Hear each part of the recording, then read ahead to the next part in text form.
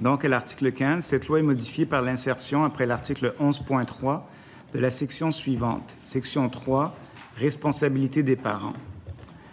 11.4. Une intervention faite en vertu de la présente loi auprès d'un enfant ne prive pas ses parents des droits qui leur sont conférés et ne les soustrait pas aux obligations auxquelles ils sont tenus en vertu du Code civil à titre de titulaire de l'autorité parentale, sauf si une disposition de la présente loi prévoit le contraire. Sauf si une disposition de la présente loi prévoit le contraire. Sauf si une disposition de la présente loi prévoit le contraire. Sauf si une disposition de la présente loi prévoit le contraire. En conséquence, les parents, notamment A, ont à l'égard de leur enfant le droit et le devoir de garde, de surveillance et d'éducation. B, doivent nourrir et entretenir leur enfant.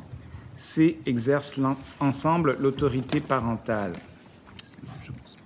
Donc, l'objectif de cette modification est de compléter la révision de la structure du chapitre 2 de la loi. Ainsi, la troisième section de ce chapitre porte sur les responsabilités des parents. Le nouvel article 11.4 a pour objectif de réitérer que les parents sont titulaires de l'autorité parentale et qu'il en découle qu'ils ont des responsabilités à l'égard de leur enfant. Ce qui est aussi une recommandation de la commission Laurent. Mais, Monsieur le Président, j'aimerais introduire un amendement.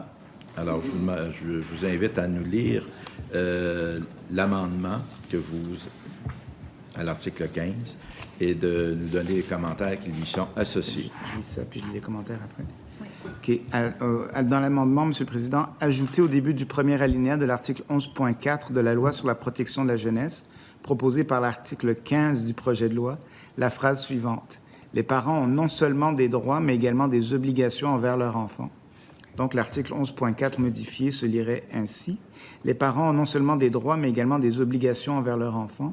Une intervention faite en vertu de la présente loi auprès d'un enfant ne prive pas ses parents des droits qui leur sont conférés et ne les soustrait pas aux obligations auxquelles ils sont tenus en vertu du Code civil à titre de titulaire de l'autorité parentale, sauf si une disposition de la présente loi prévoit le contraire. En conséquence, les parents, notamment, ont à l'égard de leur enfant le droit et le devoir de garde, de surveillance et d'éducation, doivent nourrir et entretenir leur enfant, exercent ensemble l'autorité parentale. Cette modification vise à préciser que les parents sont titulaires de droits, et ce, afin de pouvoir remplir les obligations qu'ils ont envers leur enfant. Cette modification est une recommandation proposée lors des consultations particulières par les ex-commissaires experts de la Commission Laurent. Merci, M. le ministre. Y a-t-il des interventions concernant l'amendement?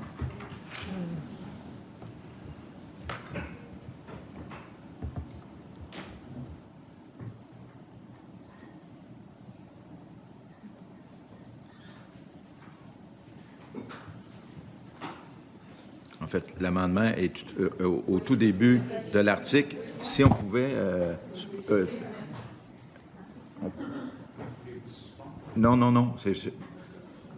Aller encore un petit peu plus bas, qu'on puisse voir la... Bon, quand on relit le paragraphe, c'est ça que ça donne. C'est plus facile de saisir la modification de l'amendement.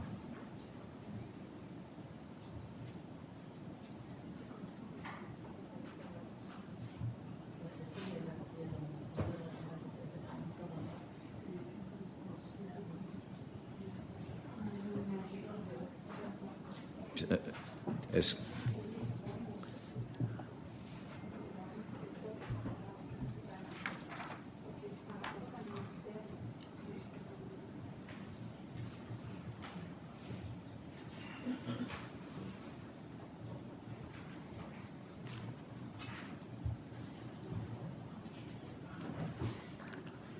C'est une recommandation qui était par les ex-commissaires experts de la Commission Laurent.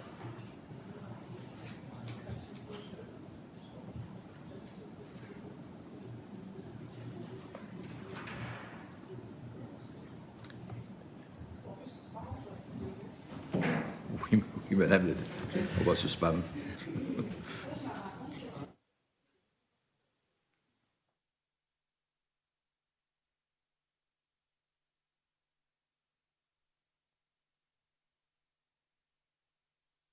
Alors, nous reprenons nos travaux. Nous sommes toujours à l'amendement de l'article 15 qui est proposé par M. le ministre concernant le paragraphe 11.4. Y a-t-il des interventions qui sont demandées? Alors, s'il n'y a pas d'autres interventions concernant cet amendement, est-ce que nous allons procéder à la mise aux voix de l'amendement? Est-ce que l'amendement... S'il vous plaît. Oui. Pour, contre, abstention, M. Carman-Taillon. Pour. Mme Isabelle Huntington. Pour. Mme Proulx, Côte-du-Sud. Pour. M. Girard, Lac-Saint-Jean. Mme Guillemette Roberval. Pour. M. Tremblay-Dubuc. Pour. Mme Saint-Pierre-Acadie. Pour. Mme Robitaille-Bourassa-Sauvé. Pour. M. Zanetti, Jean Lesage. Pour. M. Provençal-Beauce-Nord. Abstention. L'amendement proposé par M. le ministre à l'article 15 modifiant le paragraphe 11.4 est adopté. Maintenant, M. le ministre, je vous invite à nous faire la lecture du paragraphe 11.5 et les commentaires qui lui sont associés. Merci, M. le Président. J'ai à 11.4, j'ai pas un amendement, mais j'ai un commentaire. 11.4, j'ai pas un amendement, mais j'ai un commentaire à faire. Peut-être que ça va amener un amendement.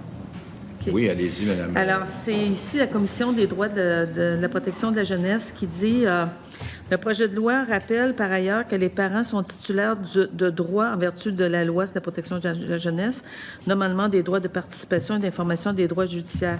La Commission se questionne cependant sur l'usage de la phrase négative « ne prive pas » au lieu d'une affirmation plus positive des droits des parents. Au lieu d'une affirmation plus positive des droits des parents. Plus positive des droits des parents. Au lieu d'une affirmation plus positive des droits des parents. Il en est de même pour l'emploi de l'expression « ne les soustrait » au regard de leurs obligations. La Commission se questionne également au sujet du titre de cette nouvelle section, soit « responsabilité des parents » au lieu de « droit et responsabilité des parents à l'égard de son enfant ». Au lieu de droit et responsabilité des parents à l'égard de son enfant. Donc, la Commission formule une recommandation à cet égard. Oui, alors, Maître Mathieu. L'appellation du titre « Droits des parents », c'est à la section 2. OK. Ici, Oui, on mentionne que les parents ont des droits, mais c'est pas le focus principal. Ici, l'objectif, c'est vraiment d'amener l'idée des responsabilités des parents, leurs obligations, comme c'était recommandé dans Laurent. C'est vraiment une application de la Commission Laurent. une application des recommandations de la Commission Laurent. Donc, on ne peut pas appeler ça ici « droit des parents » parce qu'ici, on n'est pas là pour mentionner vraiment leurs droits, mais plutôt leurs responsabilités. C'est sûr qu'on n'a pas le choix de mentionner par ailleurs leurs droits, mais... L'objectif de la disposition, c'est vraiment faire un rappel. C'est très pédagogique, là, 11.4, là. Oui. C'est vraiment un rappel de ce qu'il y a dans le Code civil, là, Oui, OK?